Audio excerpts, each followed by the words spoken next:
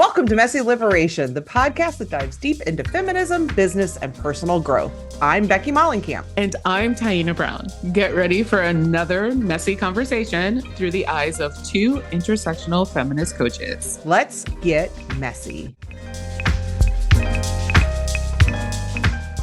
Hello. How are you? Hi. How am I? Sick, but it's okay. Yeah. It's that time of the year. Seasons are transitioning. Also, you have a lot going on. Well, yes. And I think the world's on fire, which isn't helping either. So it's all of it, right? But we're all in it together. That too. Yeah. Yeah. You're here. I am here and I'll be fine. When you have a kid, you get used to getting colds. Oh, yeah. Is he sick? He was. Okay. That's what Not happened. anymore. Okay. And he's fine. And then I get sick. Yeah. And then it starts all over again. Exactly. My body knows that I can't get sick while he's sick because I have to take care of him. And then it's like, okay, now you. Yeah, let's collapse now. Mm-hmm. Yeah. Except I have a big event going on, so I can't collapse yet. But I will collapse soon. All right. Well, what do you want to talk about today? There's a lot happening. There is a lot happening. I don't know. I feel like whatever we put out, if we talk about anything remotely current news, it'll be out of the news cycle by the time this airs, like 4 days later. Which is a while because I feel like that's the state of the world we live in now, where the news cycles are so fast. Yeah. Because I feel like the mainstream media just chases, and I just think everyone, social media, all forms of media are just chasing the next thing for clicks and ad dollars and all of it. Yeah. I mean, that's true. Everything feels urgent, And But then when everything feels urgent, is anything urgent? Anything urgent? Yeah, exactly. I try to remind myself of that. Yeah. Yeah. I mean, I don't know. I mean, we could talk Charlie Kirk, but if we do, we could potentially be canceled. So I don't know. I also sent you a news story about Jerry of Ben & Jerry's stepping away from his own company after almost 50 years because the company that they sold it to, Unilever, which is one of the big giant companies out there, despite signing all sorts of legal agreements when they made the sale to make sure that they maintained their own autonomy with the company and that they could continue their mission around being a real values-led company. He had to step away because he feels like he can no longer lead with his values and talk the way he wants to talk because of corporate censorship, which I think is actually very aligned with the Charlie Kirk story as well. So I don't know. That's a place we could go. Yeah. When do you decide to walk away from something, right? Based on values? It's got to be tough. I mean, imagine you start a company, and I think a lot of people listening probably own businesses, so they can maybe relate to this. And you start a company. Taina's getting messages. She didn't mute him. You start a company, and then often people are starting, not all people, I think a small percentage of companies really are starting with this mission, but there are companies that start with the mission to someday grow to a place where they can sell the company and it can continue beyond them. Part of that might be because they want to make the money on the sale. So that's true. And it can also be because if you don't sell the company or pass it on to family, if you have that, the company dies with you. So if you want your company to live beyond you, you have to think about succession and what comes next. And so it is hard because I think he and Ben sold this company, but they started it with a very clear set of values, and trying to sell to a bigger corporation is tough because there aren't any that share those kinds of values. Already you're having to compromise your values somewhat. Right. And then staying to try and ensure that your value set stays inside of this new ecosystem. Like, I am sure it's really hard to figure out at what point do you say, I can't do it anymore. Like, you want to stay. I feel similar to people right now who are trying to decide, do I leave the US or stay? Right. Do I leave because I can no longer affect change inside this company and I just want to protect my own self? And I don't mean just self-interest, but my sanity and my health and everything else. Yeah. Or do I stay and fight for what's right because this is my country, gosh darn it, and I want to be a part of the fight? And I feel like that's sort of it feels a little bit like an example of what that looks like at some point, saying like, I don't know if the fight might already be lost. Yeah. So. Yeah. And I think, the more, I think the argument could be made for someone in his position with that amount of wealth for it to both be an easy decision, but also for it to also be a hard decision, right? Because he started that company. It's been however long. That's hard. Like, that's a lot. That's most of his life, I'm sure. Yeah, I think they started it very young. And choosing to walk away, from something like that is not an easy decision. However, there is, the complexity of like, well, you also have like it's not necessarily going to affect like his livelihood, right? Sure. Privilege wise, like Right. he has the privilege for it to be practically an easy decision, right? Financially and all of that is probably an easy decision, but personally, Yeah. emotionally, it's probably Yeah. a challenging decision, Yeah. I would imagine, to say, I'm going to leave this thing that I helped build and that a lot of people think of as a certain way. And I think continue to think that despite the fact that, clearly it's no longer the case. His letter is really interesting. I think people should look it up and find it. Jerry Greenfield leaves his Penny company or Drews. something. Is probably Yeah. find it. But the quote in there that I thought was the best. He says, "It's easy to stand up and speak out when there's nothing at risk. The real test of values is when times are challenging and you have something to lose." And in his case, I think what he means is like, I'm losing this company. Like I'm leaving Mm. this thing that I love, this thing that I started that means a lot to other people, that I have been a part of making sure looks a certain way and shows up a certain way. And I have to leave that now so that I can continue to use my voice on the things that matter most. Yeah. Because basically what he's saying in the press release, I think without explicitly saying it, maybe because he couldn't, was my voice is being stifled here. I am Mm. being told by this company that has now purchased my company that I can no longer speak up on the issues that matter most to me. Yeah. And I can't be a part of that anymore. And so Yeah. for him, it's like, while we say he has privilege and it's not costing him much, I think that's true in that I'm sure he's still quite wealthy. Yeah. It is costing him, I think. And that's his point. Like, I have something to lose here. I'm losing this More company that reputation. yeah, Yeah. and everything about this company that's been because I get the impression while Ben and Jerry have messed up many times, I do truly believe that they cared. I think they Yeah. cared about their people. I think they cared about the world. I think they cared about trying to make a better quality product. I think they cared about trying to make the world a better place, And so I think that this is really probably very hard for him to have to walk Yeah. away from all of that. I mean, it has his name on every freaking carton. Like, that's got to Yeah. be hard to walk away and be like, but if I want to continue to speak out on what really matters right now, I can't be a part of this company anymore. Yeah. Yeah. I think just thinking about like what legacy means, right? And it's not just the things you do, but it's also the things that you don't do, right? Where you decide to draw the line, right? Where you decide to walk away, not just the doors that you choose to walk into, but the doors that you choose to walk out of, the relationships that you choose to cut off. Like that's all part of legacy. And I think sometimes as humans, we get so caught up on legacy being the things that we do, right? The output, the outcomes of like all the things that we can produce. And we forget that it's not just that. Like it's also the negative space that exists in our lives. And that's just as much a part of our legacy as the things that do take up space. Yeah. Well, and that quote that he shared about how it's easy to speak out when it's easy, when there's nothing at risk. Hmm. But the real test is when there's something that you may lose. And it Yeah. makes me think so much about white folks right now. And privileged folks of all sorts, but most especially white privileged folks who, and I posted something about this on LinkedIn because it's a professional place where people often will say, like, I don't want to see politics on LinkedIn. And I'm like, we've already talked about this. Like, everything's Hmm. political stuff off. I'm really censoring myself today. I don't know why. It's not saying the adult word I'm actually thinking. Maybe it's because I'm not feeling well.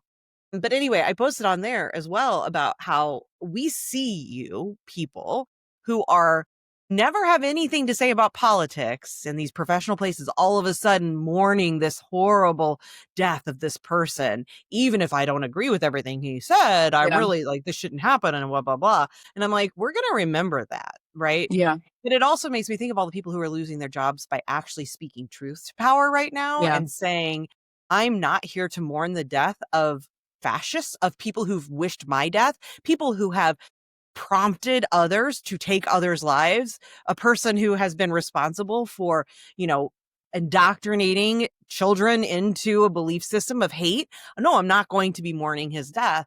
And they're losing their jobs over that. And that is like, sometimes we have to use our voice in those moments. Like I see the difference, the stark difference in people, the ones who are willing to use their voice at the risk of perhaps losing their job, losing Yeah. customers, losing their livelihood, having family and friends get angry with them, shame them or whatever, versus the ones who all of a sudden, if I don't show up and say like, no, violence is never acceptable, I might be shamed. I might lose my job. I might have these real Hmm. consequences is, even if I actually think he was a giant, horrible human being, right? Like, Yeah. I think everything he said was abhorrent and he's disgusting, and I'm actually not sad at all.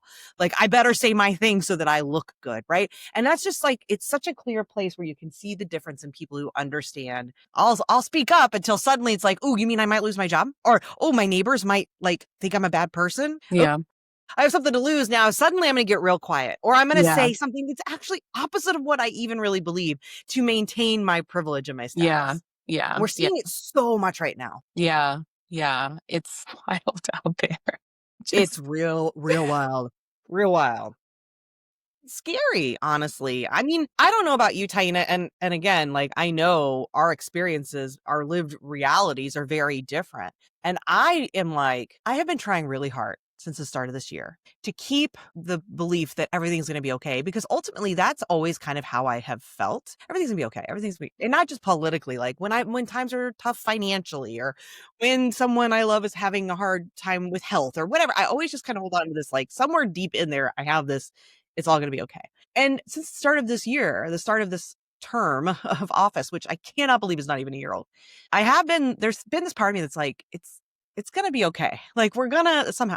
And I honestly am now at the place of, I don't think it's going to be okay. yeah. And by okay, I mean, I don't think that it's reparable. I don't think we can repair this This as it level is. of I think damage. there's no more band-aids and duct tape or whatever that we can use to cobble this back together. And in the end, I do think it's going to be okay, because I think that's exactly what really needs to happen. But it Mm-hmm. is the most scared I think I've ever felt, that America does feel a bit like a powder keg at the moment. And that I do think we're beyond, I'm scared that we are beyond duct tape solutions. And Yeah. that the only solution at this point is actually, it all has to come apart and Yeah. then fully be reassembled, or Yeah. something completely new built. And that Yeah. part is exciting, but the getting there It's hard. is scary to Yeah. me. Again, because I have a lot of privilege, right? I have a lot of privilege that makes me feel that fear of, like, all this privilege I've been enjoying is really starting to feel iffy. Yeah. Yeah. I think it feels scary to me also, just because, for the opposite reason, because I don't have a lot of privilege. And Exactly. so there's not as much to shield me from a lot of the stuff that's happening. So that in and of itself is scary. Like, and that's always been the case. But like, I think you describing this as a powder keg is like right on the money. Like, it's like at any minute, things can just like really just go off. And during the election season, I just remember like having conversations with people about just like, just let it burn, just let it burn, you know? And I still hold to that, because I'm just like, Yeah, there's no way out me too. of this except for just letting this implode. That has been the case for years. Like, we've steadily been moving in that direction since the 80s, right? Maybe longer. But I was born in the 80s, so that's all I know. So this isn't this dread, I think, or this idea of like letting it just kind of go up in flames. Like, it's not new to a lot of people who have been paying attention, right? The urgency of it is new, right? Because it's like, it feels like it's speeding up. Incremental, quote unquote, progress towards that end has been speeding up rapidly over the past several years. But that idea that like, that's really the only way to like come out of this. Like, I don't think that's nothing new for a lot of people who are older and who have been paying attention to politics and the way that politics interacts with society and religion and other things. It's just, we're expecting this. Yeah. Well, I sent you a video from Tad Stormer. I don't, Hmm. and I was thinking maybe we could actually, I think, because it's a public video, that I think he probably wouldn't care if we shared it here, as long as we're giving credit. I would love to talk a little bit about it. He has a book coming out next year called A Resistance History of the United States. And so I'm just going to play it again for us right now as a reminder, and I'm going to splice it in here for everybody else listening, and then we'll come back on the other side of that and talk a little bit about it. Hey folks, I'm Tad Stoermer, an American scholar of resistance history at the University of Southern Denmark and the author of Resistance History of the United States. I've been working through this concept for my book. I'm finishing up a chapter on violence in resistance right now. I'm trying to understand how resistance movements in American history keep getting interrupted, how so many resistance moments don't turn into resistance movements, resulting in structural, meaningful change. They get co-opted, they get defanged. And the answer keeps coming back to this peculiarly American mythology of exceptionalism. The idea that there is such a thing as the American project, the American experiment, the ever-perfecting, more perfect union. There isn't. Right? That's a construct. It was invented by the Patriots to justify the rebellion, then turbocharged in the 1830s to hold together a union that was coming apart over slavery. It serves the same function today. It has always served. It paints opposition as un-American, and it protects the establishment. You might think that's good. You might think stability matters more than justice. You do you. But understand what you're choosing. The statement about Kirk from the center left are the modern versions of what bound establishment forces together in the First Republic. Yes, slavery is evil, but holding the Union together matters more. Now, the Federalists pioneered that argument, pushing for the Constitution. But those terms, union and slavery, are not parallel. One exists in a moral context, the other exists in mythology. So you have to make union outweigh the oppression of a fifth of the population. You have to invest it with some quasi-religious significance. You have to make it sacred. The American experiment, the last best hope, the city on a hill, cue sentimental violins. Plenty of people at the time saw through this. They understood that no abstract union was worth perpetual bondage that flew in the face of the language that established that union.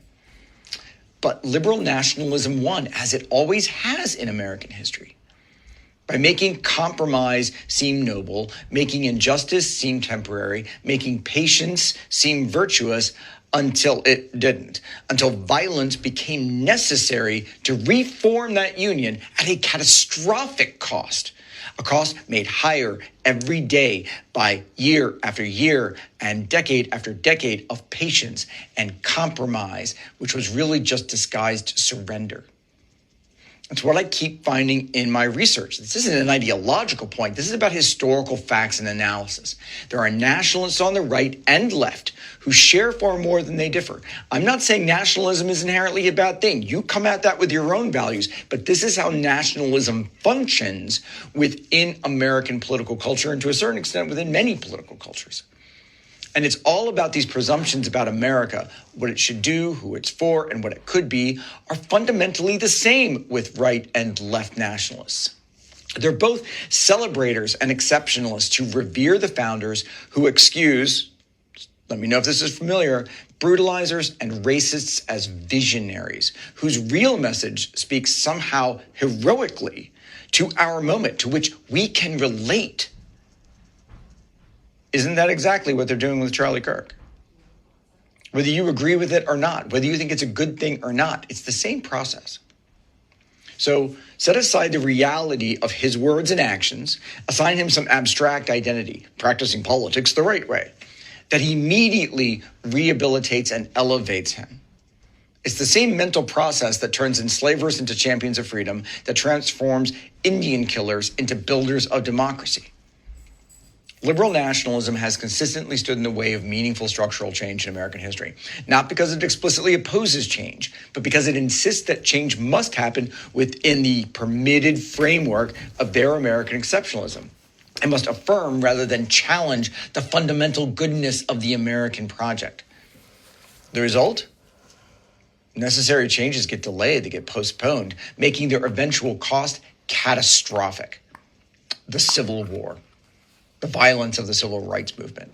Each time, liberal nationalists insisted the system would reform itself, that patience in working within the system would suffice. Each time, they were wrong. Each time, the delay made the price higher. And here we are again. The nationalists on the right are mobilizing, and the nationalists on the left are enabling them, not through agreement on policy, but through agreement on the fundamental project. They share a commitment to the performance of American democracy over its substance, the mythology of American exceptionalism over the reality of American oppression. When Klein and Newsom and others claim common cause with Kirk, they're not just being civil, they're affirming overtly that his projects and theirs are variations on the same theme. And we must demand, what is that theme? That American mythology has always served to deflect, delay, and defeat demands for real change? That's just the history. Prove me wrong. So the resistance question becomes, what exactly needs to be resisted? Is it just the far right? Or is it the entire framework of liberal nationalism that makes the far right possible, that creates space for them to operate, that treats their anti-democratic project as a legitimate part of the American experiment? Let's get on with Charlie's work, folks. Because history teaches us anything, is that liberal nationalism will always choose stability over justice. It will always privilege the abstract union over actual people to maintain the establishment of which they are part, first and foremost. And therefore, they will always find reasons to delay, compromise, and accommodate injustice in the name of preserving the American project that makes their lives possible. Until it can't anymore. Until the cost becomes so high that even the mythologists can't ignore it. And the question is whether we'll recognize that pattern this time, or whether we'll let liberal nationalism once again raise the price of necessary change to catastrophic levels, all in the name of an experiment that never really existed. I thought that was just so spot on for the moment, but also certainly, I think, most importantly for good white liberals, quote unquote, to hear. Because I think people, as he mentions, I mean, tying it back to slavery and everything else, I feel like people who have been the most oppressed throughout American history inherently have an understanding of what he's saying. But I think so many good white liberals, we've been so indoctrinated into this belief, the mythology, as he talks about, of America, and have been given this moral belief about compromise, right? This whole like reaching across the aisle and all these things we hear, that I see it so often in good white liberals who start to think when you push back against compromise, or you talk about how Democrats aren't doing enough, and they start with all this, like, you say they're not that different, people push hard on you and make this moral judgment. And I just loved everything he had to say, and especially about the way that compromise, that stuff that we have seen, and in the case of people on the left that we have seen from Democrats, Republicans would make the same argument. I'm sure the hardcore MAGA people would make the same argument on their side. But when we see compromise again and again in this movement towards like, how do we bridge the gap? How do we work across the aisle? How do I listen to you, your side? When we're talking about people who are racist and fascist and sexist, and it ultimately just delays the inevitable, which is the violence, or actually creates a need for violence where perhaps maybe in the past there wouldn't have been, or certainly to the same degree. And that's where I feel like we're at, right? I feel like we at one of those crucial moments, and him putting words to it really, it struck me. I don't know. What did you think about everything he had to say? Yeah. Well, the main thing that I walked away with was that idea that like the level of oppression that is running rampant is worth it to maintain the status quo. Like that was his, thesis, right? Main point about how liberal nationalism plays out and has been playing out since the Civil War, the Civil Rights Movement, right? And how it kind of, that idea turns up to just kind of undermine any kind of resistance movements, because people are so entrenched in maintaining the status quo in this country, which revolves around that idea of the American dream, of American exceptionalism, of American democracy, American progress, which has its roots in colonial progress, right? In colonialism, right? Nobody questions that, right? Nobody says, well, where did this American mythology come from, right? We just bought into it. And I say we very intentionally, right? Like we just bought into it. And so it becomes this thing where it's like, well, if we question that, or if we become okay with like unraveling this thing, then that unravels the status quo. And then what happens after that, right? And so a lot of people get uncomfortable there. I think to your point about like what he was saying about compromise is like, compromise implies that like both sides are on equal footing. And they haven't been for a really long time. Since the beginning, they have not been on equal footing. Right, as far as the U.S.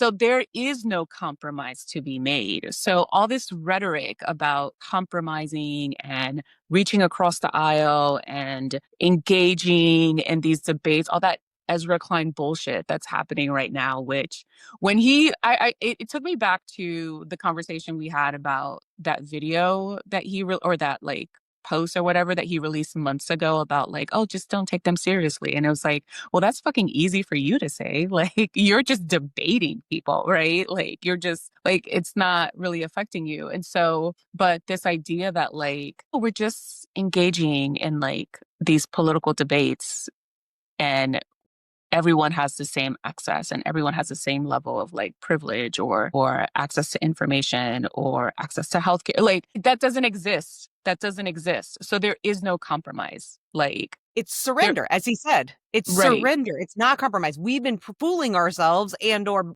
brainwashed into believing we've been compromising, but there's been no compromise, as you said. It's been surrender. I am surrendering to this way of showing up, to these racist, sexist, ideological beliefs. I am surrendering to that because you can't compromise with someone who doesn't believe in your humanity. That's not compromise.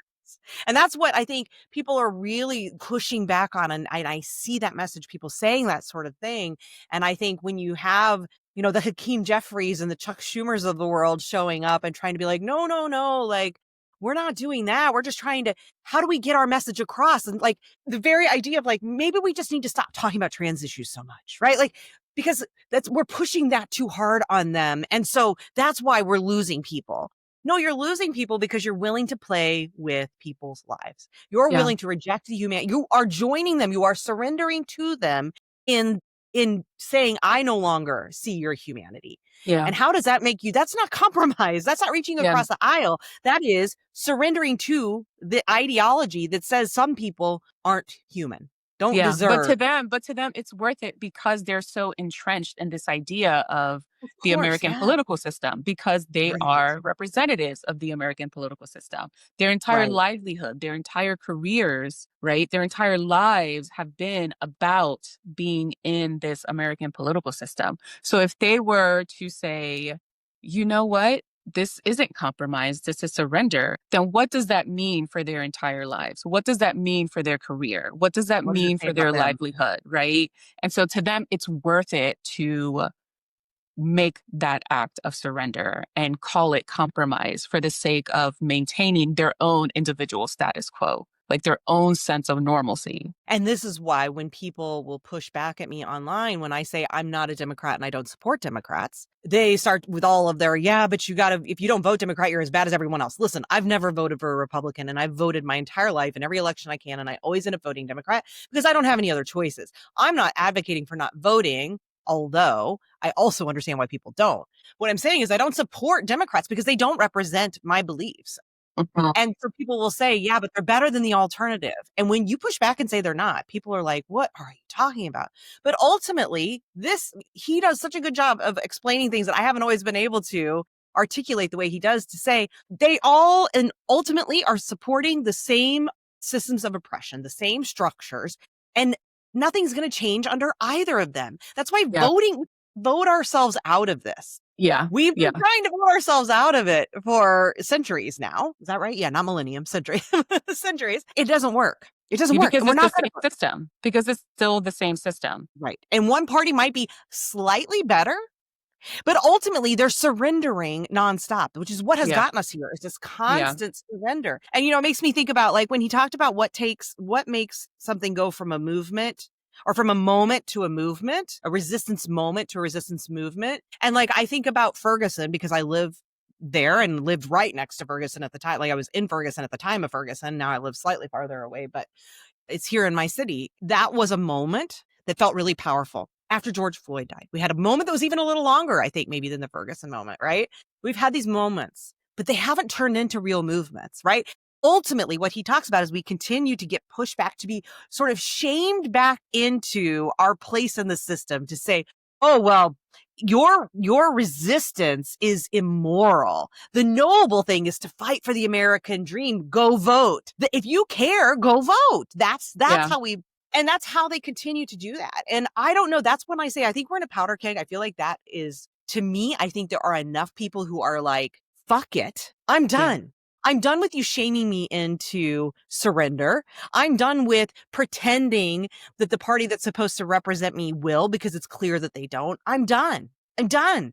And because look where it's getting me. Yeah. Every Getting us every anywhere. every day of this year, it has gotten worse and worse and worse and worse. And we know how we got here. We didn't get here because Democrats talk too much about trans people. That's nonsense. Yeah.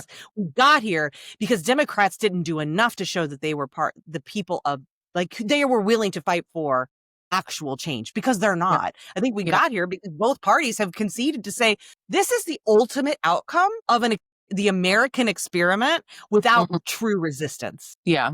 And I think, during the election cycle, I just remember not really getting into debates, because as soon as it started to become a thing, I was like, I'm out.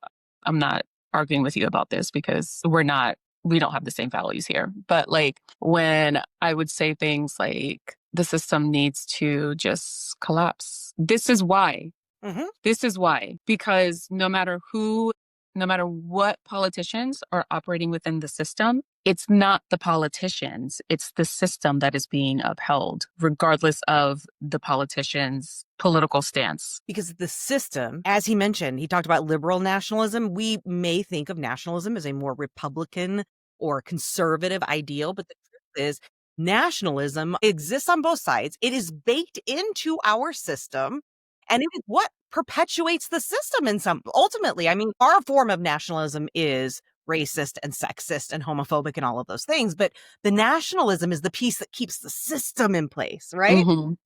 That's the common ground. That's the common ground that people reach for. Getting kids to pledge allegiance, right? To the way we exalt our veterans. And I'm not saying we shouldn't, because I think as individuals, every person who chooses to serve, like, I honor that is a big decision. I also honor the reasons that so many people do end up choosing to serve, which have very little to do with nationalism and more to do. But the way we treat our country as this precious being, this precious thing we have to uphold, we are more concerned about that on both sides than we are about the humans who exist within the system. It is, how do we preserve the system? And we are conditioning people into saying, that's right, America above all else, America above its people, right? And that is a problem. And I think that is where we are at. We are at a place where people are seeing that either extreme. I think ultimately it wouldn't have mattered which way things went, although I understand why it's gone down this conservative view of nationalism. But I think either way, the American experiment was going to end up in the exact same place, even if it was now a communist form of this, right? So we're in this fascist form of this nationalist, Republican, conservative form of dictatorship. We could have ended up in the other extreme with a communist sort of form of the same thing. I personally would have liked it better, but I still don't want that either, right? Yeah. But ultimately, I think when we create a system that is about protecting the system, about protecting America above its people, we were ultimately going to end up here no matter what. Yeah. Like, I just feel like this is the logical conclusion. And I do say conclusion because I feel like we're entering the last chapters of this in its current form. Yeah. Where either elections go away and we just concede we have a dictatorship, which we ultimately do at this point, or there is actual violent revolt against it. Yeah. It takes me back to, like, when we were talking about, like, how people are so bought into this idea of, like, American democracy, America as, like, this entity that is static, right? That it can't be dynamic. It can't be changed. It can't be, there's no evolution of it, right? Like, it has to remain the same across time and space. And it makes me think about why people are so entrenched in that idea. Like, there's so many layers to it. And it made me think of something that I learned in art history, actually, when I took an art history class. And that was that when the Roman Catholic Church wanted to convince people to give their money to the church, to be pious, to go to church, etc., they commissioned artists to create these works about piety, about submission, about being, like a religious person, right? That would make people feel guilt, right? And shame for not being a part of the church, for not going to church. And I think the way that we have kind of gotten to this point, some of those layers have to do with the way that not just art, but different facets of culture have been used to perpetuate that idea of American exceptionalism, of American democracy, right? When I think about movies about military Mm-hmm. missions, right? Black Hawk Down, Zero Dark 30, right? And We are the heroes. right, right. Like when I think about Star Trek, like I Mm. remember reading an article in grad school about tying this idea of like Star Trek and like going where no man has gone before, right? And how that kind of like buys into that idea of like American colonialism and just like going and like, and obviously I'm a fan of Star Trek. Like I don't regularly watch it, but I grew up watching it, you know? So like I'm not making any moral judgments here. I'm making an observation is what I'm saying. But like thinking about the ways that like different facets of culture have continued to perpetuate this idea of American exceptionalism, right? Like I remember after 9/11, there was like this huge like live broadcast about like patriotism and things like that. And I'm not saying that you cannot take pride in your country. Like I have family members who serve. I'm proud to live here. I am also embarrassed to live here. Like Exactly. both of those things can exist at the same time. And I think it's scary for a lot of people to consider the fact that undoing all those layers is work, right? Yeah, for Like, sure. like you, if once you start undoing all those layers, like you're leaving a big hole, like you're leaving just like this gaping hole. And then what do you fill that with? Right? Where I think the better question is not, or the better approach is not like, how do I create that hole and then what do I fill it with? But just start filling it with something else and all that stuff will be pushed out. Well, as you're talking about this, it's interesting to me that as I was hearing you talking about culture, I'm like, it's interesting that culture starts with CULT, cult. Because as you're talking about all this, I'm like, it's the cult of America, right? That is in the same way that you could love going to do CrossFit because it feels really good and it makes you feel great. But also, you enjoy a lot of other things in your life. If somebody else doesn't like CrossFit, you say, I get it. It's not for everybody. It works for me. Do what works for you. Right? Like that's one way to show up around CrossFit. We also know the people who make CrossFit their life, right? And this is It's dating like me a the bit. entire personality. Yeah. Right. This is a little old. I think we've moved on to other versions of this now, but I'm using that as an example because someone just mentioned it. Right. You cannot say a bad word about CrossFit. They're there all the time. Everything they wear is CrossFit. Everything they talk about is CrossFit. Like CrossFit is everything and they will hear nothing else but that. They only have people in their lives who do CrossFit. Like it becomes a cult for them. And I think it's the same thing for America, where America can become the cult for you, where it is right no matter what. It is all that you think about. It's all you care about. That's the only thing that matters. Anything that questions it, interrupts that vision you have of it as the best thing is the enemy. Or you can say, there's things I like about America. Yeah, it's great. I also get why some people might not want to be here. But ultimately, what I care most about is making sure everyone finds the thing that works for them. Right? It's like, how do we get to the cult of humanity versus the cult of America? And honestly, not even the cult of humanity, just humanity. Because the cult of humanity can end up looking more like communism, right? Where we start to talk about the greater good above all else, which is also great until that gets subverted and then used in the ways that we see communism being used by the people who end up being in charge. So point being, America, I think, has become this cult that centers America above all else rather than the people who reside in America and also the people who don't, right? That's how we can sit here and look at a genocide happening in front of us and sort of be like, just as a whole, as a collective, just sort of being like, well, isn't America great? Yeah. We're okay over here. We're doing all right, right? Like, and just continue to fight over like, well, was Charlie Kirk the best American or just like an okay American? Like, that's what we care about and not the fact that children are being mutilated. And it's like, yeah, because I'm in the cult of America, right? Rather than like care about humanity. And I don't know that that is fixable as it stands now. And I think that's why I go, part of me is like, it's scary because I think anytime you have to go through a challenging change, right? It's like a divorce or a death. Like the experience of it is really hard. On the other side of it, there are lessons to have learned. You will probably have a lot of personal growth. Like you're going to probably come out of it better in some ways, but the process is really hard. And I think the process is the hardest for those who have benefited the most from that relationship, right? So the person in the divorce who maybe was abused, the divorce is still probably hard, but they're probably going to it's less scary to go through the divorce because they know it's better for them. The person who was the abuser, it's probably a lot harder to go through the divorce, even if ultimately it's better for them too. It's a lot harder because they have the most to lose. And I think I am sitting here, I recognize I'm somebody who has had a lot of privilege through these systems. And so there is that fear of like, even if I know this is ultimately best for the relationship, I'm like, oh, I have a lot to lose here. And it's really scary to face that. So yeah, I don't know. I go through like, this is the best thing for all of us. And like, holy fuck, what's the process going to look like? And it is scary to think about. Yeah. Yeah. Lots to I feel think like about or not think about, or, this is what my brain's doing every week right now. I don't know. I know you're doing a better job than me than shutting out the noise, which is really smart. Because I'm going to guess in your fan fiction world, this isn't happening. You know what I mean? Like in the stories you're reading, this same, maybe it is, maybe they're writing fan you'd fiction. be surprised, because a lot of the fics that I read are like about the war, and like fascism and blood purity and things like that. So I'm constantly surprised at how relatable some of the stories are, how relevant they feel. And I'm also constantly pleasantly surprised that a lot of the community on like Booksta and Book Talk are like anti-fascist, anti-genocide. Like, have you people seen are some like of the lists really, going around?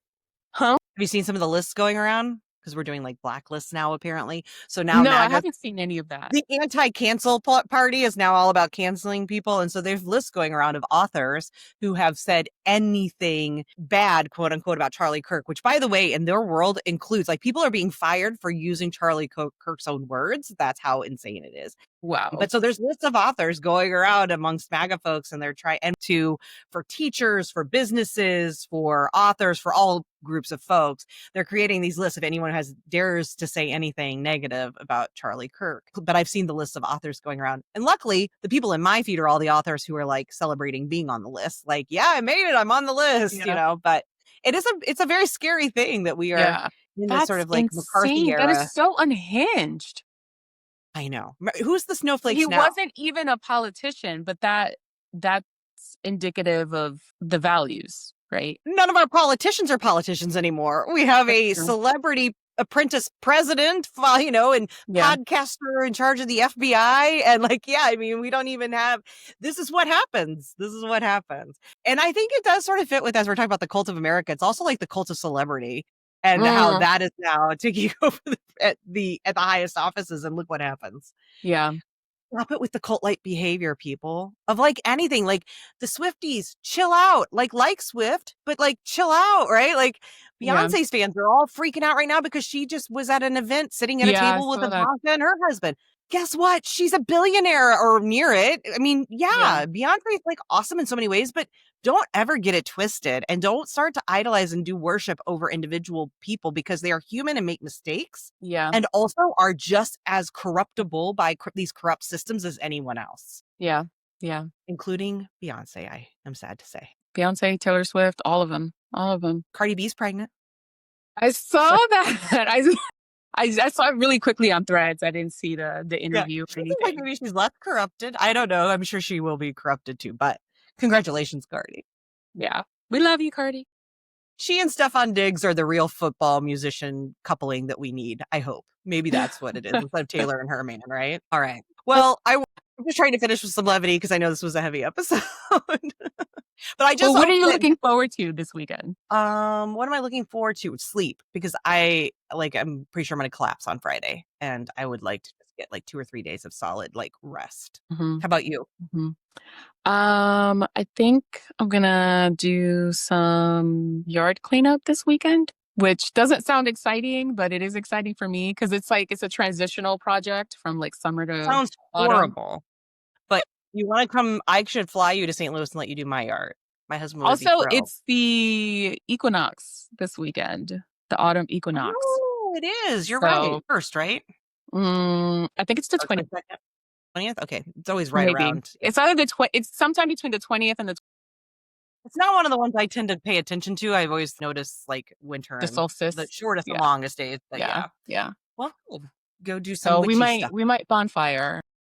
So to just that's kind of mark the transition. Unfortunately, it's going to be like 90 here, so we won't be bonfiring. No. I hope your weather's better. All right. Well, everyone, just remember that there is a difference between compromise and surrender. And I think that's true in all sorts of things in life. So be thinking about that. Okay, bye. Thanks for listening to Messy Liberation. Will you please take a moment to subscribe, rate, and review wherever you listen? I know people say that all the time. And if you're like me, often you just go on to the next podcast. But truly, taking that moment to do that will really help us reach a wider audience. Thank you so much for your support and for listening today. Until next time.